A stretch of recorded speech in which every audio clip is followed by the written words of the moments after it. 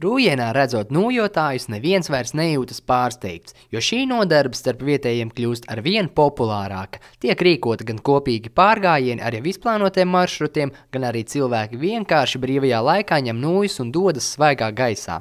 Lai gan ar nūjošanu var nodarboties visu sezonu, to parasti dara vasarā, bet pirmo reizi tā tika rīkota arī ziemā.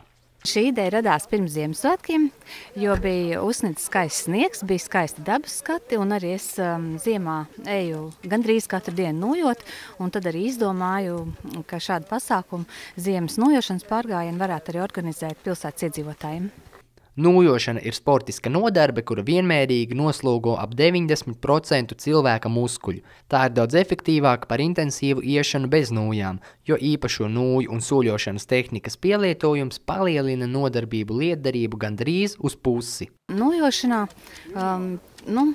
cilvēks izvingrinās, ja? Viņš nav tā kā, nepaliek stīvs, nepaliek nīgrs, nepaliek tāds, varbūt bēdīgs, bet viņš paliek pozitīvāks. Nevajag domāt, ka cilvēkam, kad nūjo tikai pensionāri, ja? Jo tas pensionāram nav tik viegli izdarāms, ir jāiet ar tām nūjām. Tagad tu jūti, ka tev vajag kustēties un svaigu gaisu.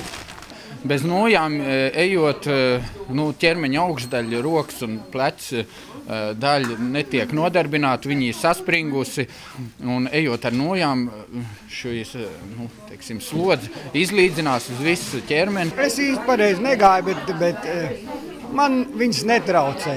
No malas vērojot šo nodarbi šķiet, ka salīdzinoši dārgā inventāra vietā varētu izmantot kaut vai vecās slēpju nūjas, taču zinātāji stāsta, ka tā viss nav. Slēpju nūjām tur nesanāk. Slēpju nūjas parasti ir garāks līdz pleciem, vai arī slidsolī, tad jau vēl garāks. Ne?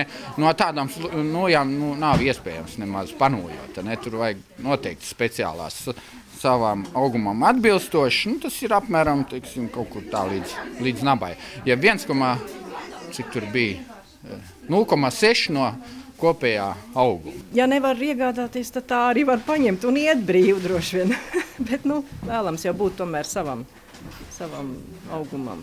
Fakts, ka visapkārt ir sniegs un sals nebaida rūjieniešus, un tā kā dalībnieku skaits bija pietiekami liels, pasākuma organizatori atklāja, ka šis noteikti nebūs pēdējais ziemas nūjošanas pārgājiens, un tuvākie varētu notikt jau februārī vai martā.